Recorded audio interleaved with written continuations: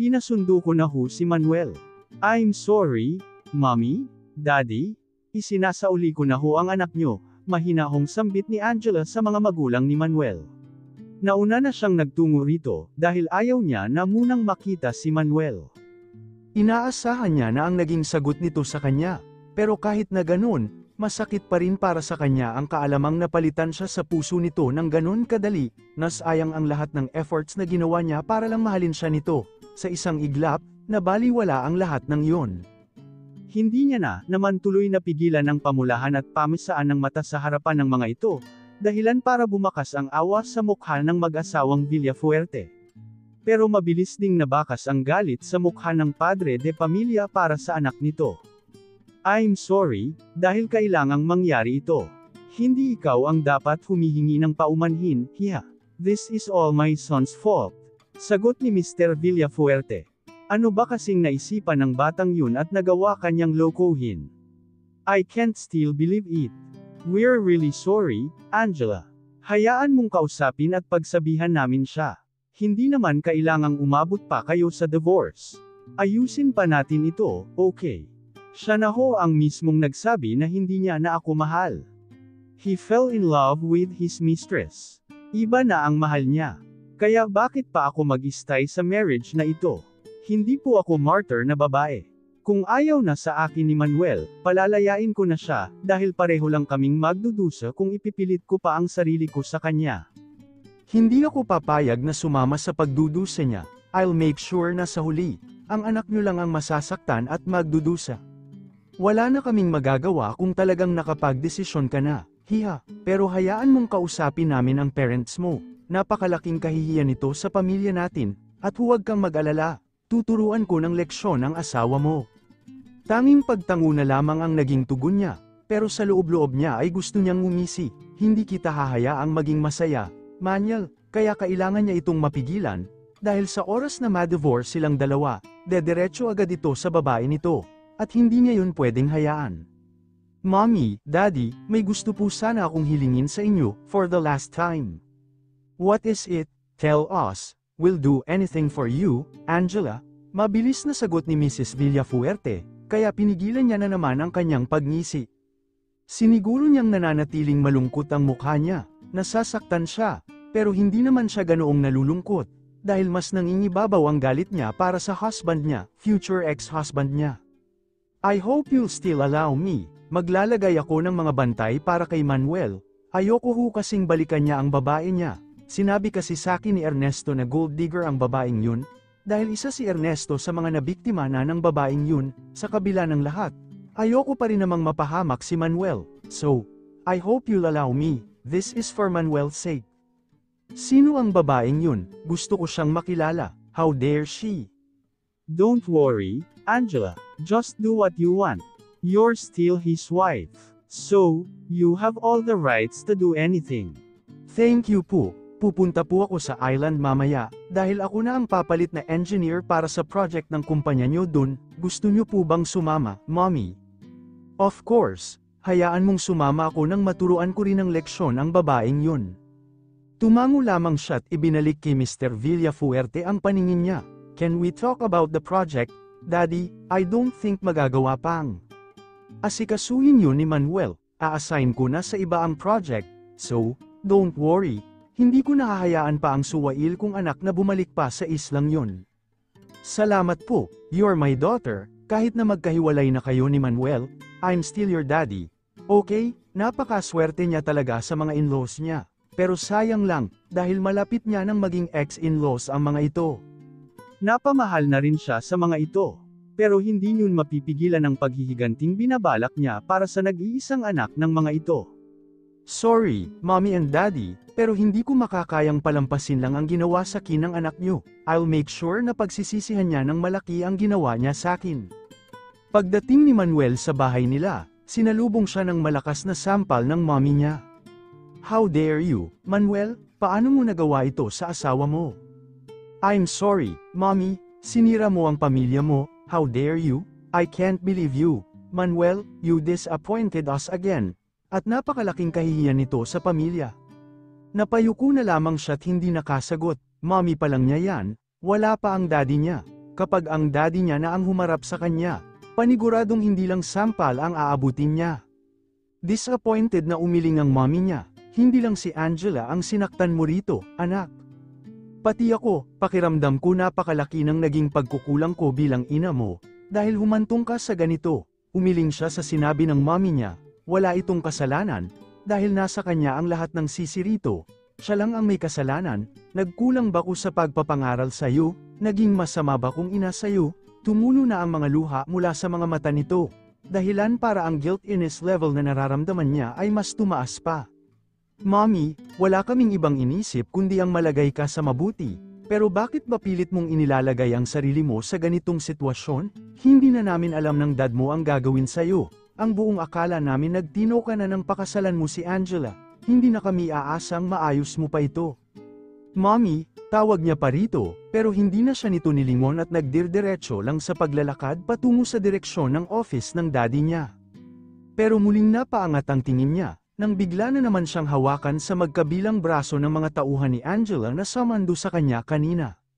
What are you doing? Nandito na ako ngayon sa bahay, bakit kailangan niyo pa kong hawakan? Utos ni Ma'am Angela na dalhin ka sa kwarto mo at huwag palalabasin. Ano, ikukulong niyo ako sa sarili kong kwarto, hindi makapaniwalang bulalas niya. Utos yun ni Ma'am Angela, sumunod na lang tayo, bakit kailangan pa itong gawin ni Angela?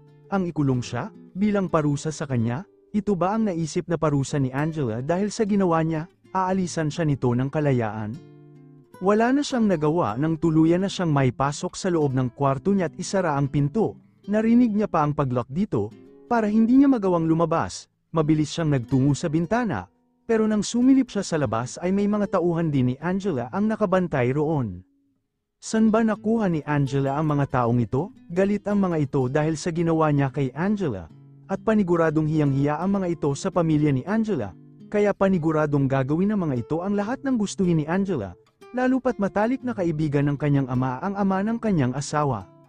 Pero sa oras na ma-divorce na silang dalawa ni Angela, maibabalik niya na ang kalayaan niya. Just endure it a little, Manuel, after this, you can already go back to Ditas. Kapag naging malaya na siya, magiging malaya na rin ang relasyon nilang dalawa ni Ditas. Kapag bumalik siya sa isla, siguradong galit ito sa kanya, pero gagawin niya ang lahat para makuha ang kapatawaran nito. Alam niyang mahal siya nito, kaya alam niyang mapapatawad din siya nito sa huli. Pagkatapos nun ay pakakasalan niya ito at bubuo sila ng pamilya dun mismo sa isla, magiging masaya yun, kaya kailangan niya lang magtiis ng kaunti ngayon. Pero nahinto siya sa pag-i-imagine ng magiging future nilang dalawa ni Ditas, nang bigla na lamang bumukas ang pinto ng kwarto niya, kasunod nun ay ang pagpasok ng galit na ama niya, hindi na siya nagulat sa mabilis na pagtama ng kamao nito sa mukha niya. Muli siya nitong sinuntok sa mukha, bago siya nito mahigpit na hinawakan sa kwelyo ng damit niya. What is this again? Ha? Ano na naman otong ginawa mo? Galit na sigaw nito sa pagmumukha niya, at saka siya malakas na itinulak. Dad, I'm sorry, ang tanging nasambit niya, habang hawak ang labi niyang may dugo na ngayon, dahil sa lakas ng pagkakasuntok ng daddy niya. I'm sorry, alam mo ba kung gaano kalaking problema o tong ginawa mo? Anong mukha ang may haharap natin sa pamilya ni Angela? Isa itong napakalaking kahihiyan. Panipi. Hayaan mong ako ang umayos nito, Dad. Wala ka nang aayusin, nakapagdesisyon na si Angela na hiwalayan ka, sinira mo ang pamilya mo, isipin mo na lang ang anak mo, anong mangyayari sa kanya? Napayuko siya dahil sa pagbanggit nito sa anak niya na ngayon nananatili muna sa puder ng mga magulang ni Angela. Hindi mo man lang naisip ang anak mo bago ka gumawa ng kalokohan, sinira mo ang pamilya mo para saan? Para sa isang babaeng gold digger. Huwag niyo hong pagsalitaan ng ganyan si Ditas, hindi siya ganyang klase ng babae. Tapos ngayon ipagtatanggol mo ang babae mo na dahilan ng pagkasira ng pamilya mo. Ipinagpalat mo ang asawa mo na isang sopistikadang babae, matalino, may pinag-aralan, at mahal na mahal ka, para sa isang babaeng hindi man lang nakatapos ng high school, at walang alam gawin kundi ang manggamit ng mayayamang lalaki para umangat sa buhay. Nagulat siya dahil mukhang kilala na nito si Ditas. Paano? Pina-investigate ba ng mga ito ang lahat ng tungkol sa girlfriend niya? Pero hindi isang gold digger si Ditas, sawa na sa paghihirap si Ditas, Pero hindi nito magagawa ang manggamit para lang makaahon sa hirap, mali ang iniisip ng mga ito sa babae. Hindi isang manggagamit si Ditas, believe me, Dad, magugustuhan nyo rin siya kapag nakilala nyo siya. At talagang iniisip mo na gugustuhin naming makilala ang kabit mo. Nahihibang ka na talaga, Manuel. Paano mo na atim na agawan ng babae ang sarili mong kaibigan? Si Ernesto ang magpapatunay na isang gold digger yung pinagtatanggol mong kabit, dahil isa si Ernesto sa mga ginamit niyang babae mo para sa pera. Nanlaki ang mga mata niya dahil sa narinig. May nakaraan si Ernesto at Ditas, bigla niyang naalala ang reaksyon sa mukha ng kaibigan noong araw na dalhin ito sa Angela sa isla. Nakangisi ito na parang aliw na aliw sa nangyayari, pero mababakas pa rin ang pagkamuhi sa mukha nito. Now he understand kung bakit dinala ng kaibigan sa isla ang asawa niya. Yun ay para sirain ang relasyon nilang dalawa ni Ditas. You just have find out now, hindi sinabi sa'yo ng kabit mo? Matagal na nanligaw ang kaibigan mo sa babaeng yun, pinaasa niya si Ernesto, pero sa huli, itinapon niya na parang basura si Ernesto sa pag-aakalang naghihirap na ang kaibigan mo, dahil ibinente niya ang isla sa'yo. Tapos, nang matapos siya kay Ernesto, ikaw naman ang sinunod niya. Ano ang sa tingin mong tawag sa babaeng katulad niya? Sinira mo ang pamilya mo para sa isang walang kwentang babae. I can't believe you disappointed us. Again and again.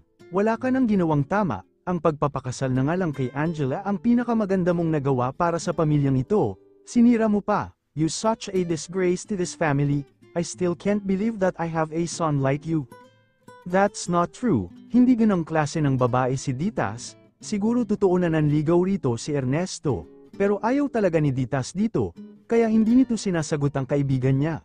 Kaya siguro nagalit si Ernesto.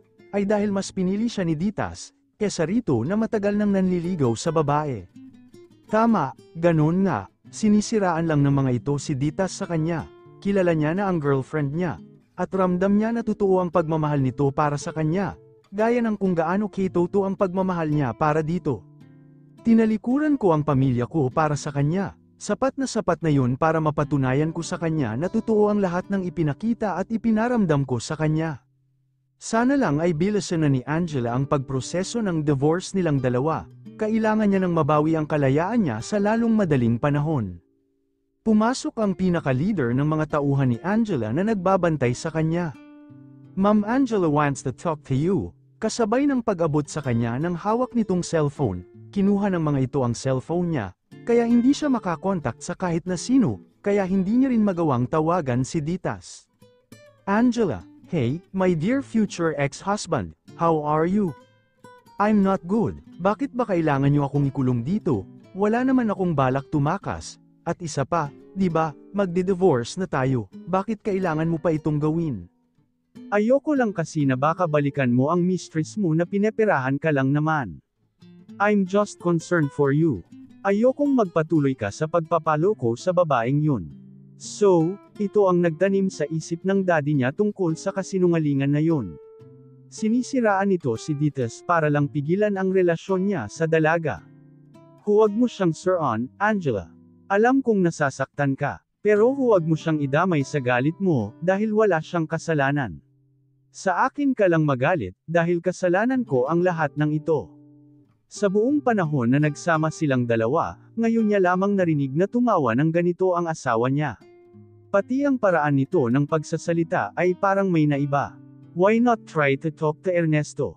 Para matauhan ka. Hindi ko alam kung may inis ba ako sa iyo o maaawa. Nagpapakaloko ka sa babaeng niloloko ka lang din naman.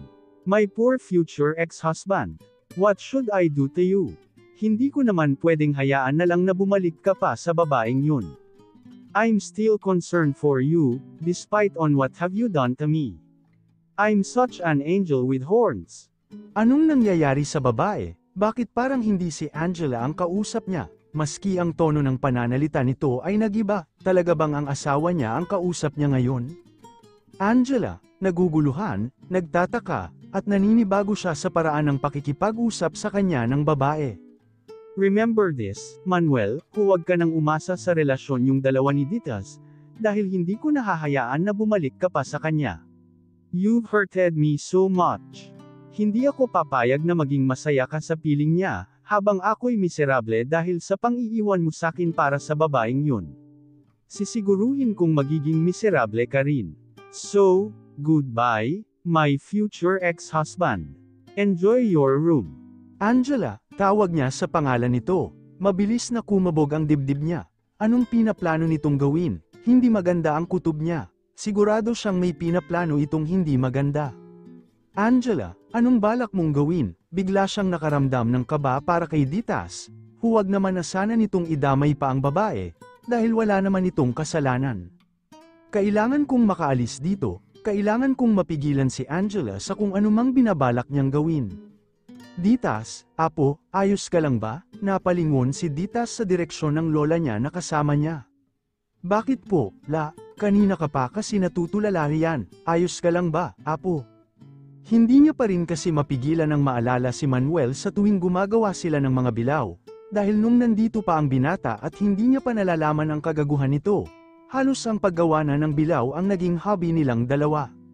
Hindi niya rin mapigilan ang sarili na makaramdam ng lungkot at panghihinayang, pero sa kabila nun ay mas nangingibabaw pa rin ang galit niya para sa binata. Malaking gulo ang idinulot nito sa kanya. Mas pumangit ang tingin sa kanya ng mga tao rito sa isla, ang tingin sa kanya ng mga tao rito ay isang kabit. Masisikmura niya ang kung ano-anong itawag sa kanya, kahit natawagin pa siyang gold digger. Wala siyang pakialam, pero ang maging isang kabit, kinaiinisan niya ang mga ganong klase ng babae. Tapos ngayon ay naging kabit na pala siya nang hindi man lang niya namamalayan.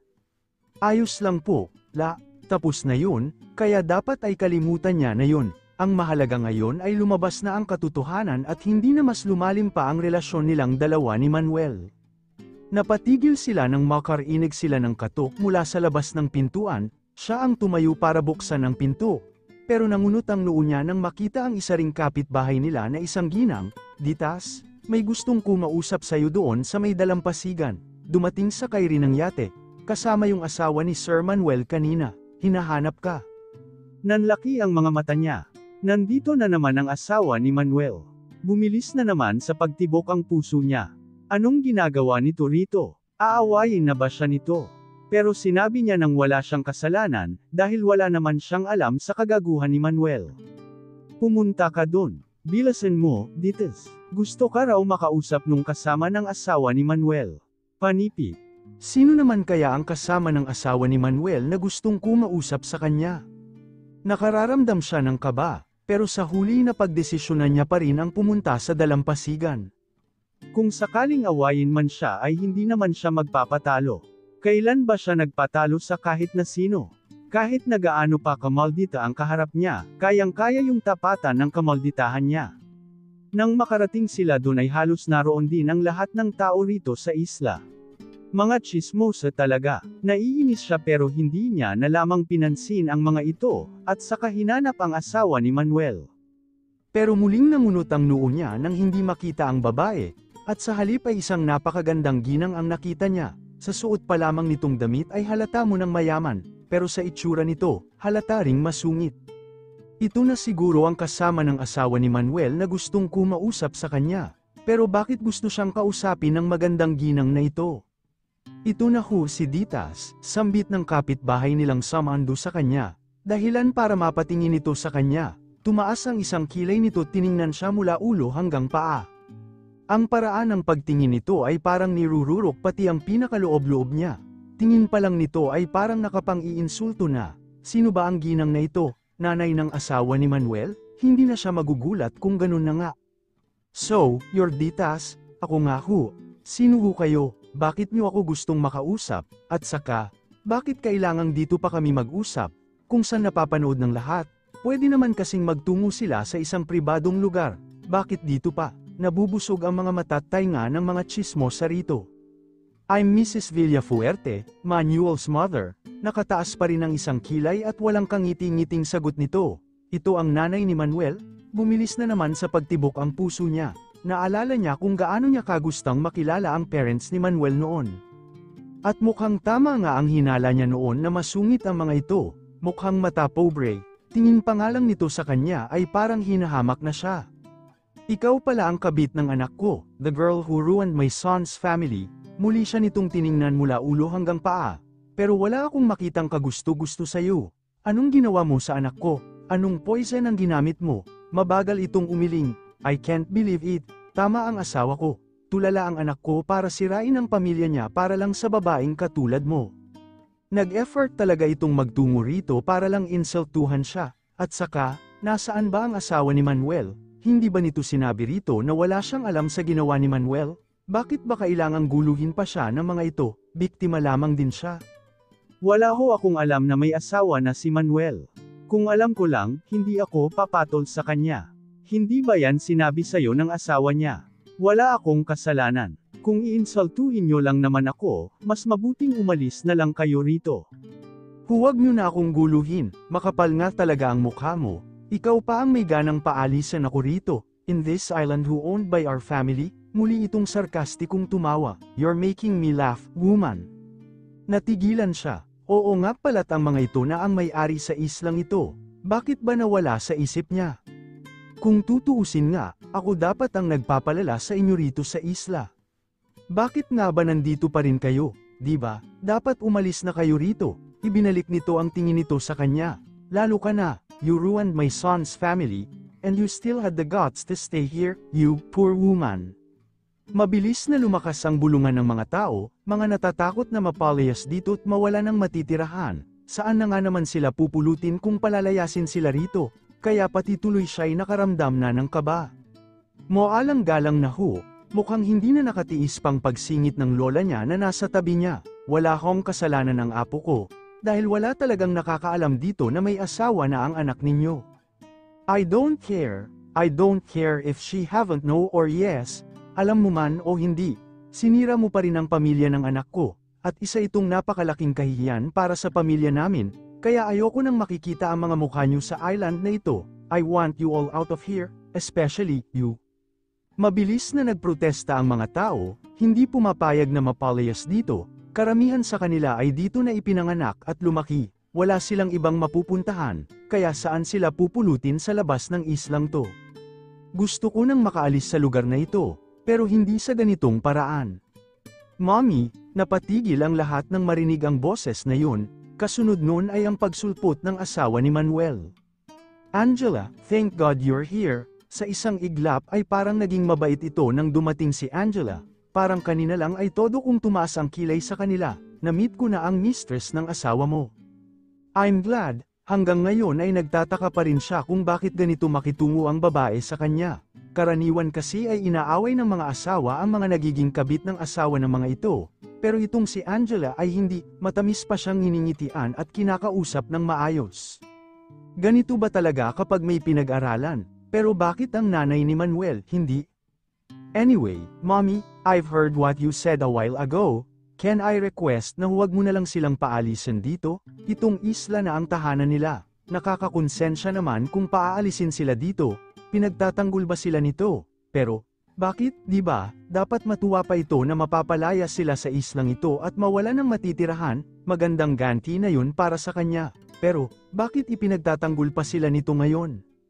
Why, Angela, sinira ng babaeng yan ang pamilya mo, dapat lang napaalisan na natin sila rito. At isa pa, wala na silang karapatan pa na magstay sa island na to, makakasikip lang sila rito at baka makagulo pa sa mga magiging future guest ng island. Mommy, hindi kailangang madamay ang mga tao rito sa pagkakamaling nagawa ni Manuel, and, Ditas has no idea that Manuel has already wife, just, let me take care of this, okay? Bakit ba parang pinagtatanggol mo pa ang mistress ng asawa mo? Manuel, I can't believe you. I'm not, Mommy, ayoko lang ng gulo, at ayokong mandamay ng mga taong walang kinalaman sa problema namin ng asawa ko. So, let me take care of this. Okay, pag-uusapan namin ito ni Daddy, muntik na silang mapalayas. Dapat ba siyang magpasalamat sa asawa ni Manuel? Pero, bakit nito ito ginagawa? Bakit ipinagtatanggol sila nito sa sarili nitong biyenan? Thank you, Mommy. Anyway, ipahahatid na kita, mag-stay na kasi ako rito. Or, gusto mong mag-stay muna rito, magpapahanda ako ng snacks sa office. Hindi na, aalis na rin ako, masungit itong sumulyap sa kanya. Hindi ko kayang makasama sa iisang lugar ang babaeng sumire sa pamilya ng anak ko, so, mauuna na ako. Okay po, Sinenyasan ni Angela ang mga lalaking nakaitim na kasama ng mga ito. Alalayan niyo si Mommy, make sure na maayos siyang makakauwi sa Avida. Yes, Ma'am, I'm going now. Angela, take care of yourself. You too, Mommy, take care. Nang tuluyan ng makaalis ang yate ay sakalang muling bumaling sa kanila si Angela na hindi naalis ang ngiti sa mga lobby. Pasensya na ho kayo sa mga nasabi ni Mommy, she's just so devastated because of what my husbands did. Pagpasensyahan niyo na ho sana.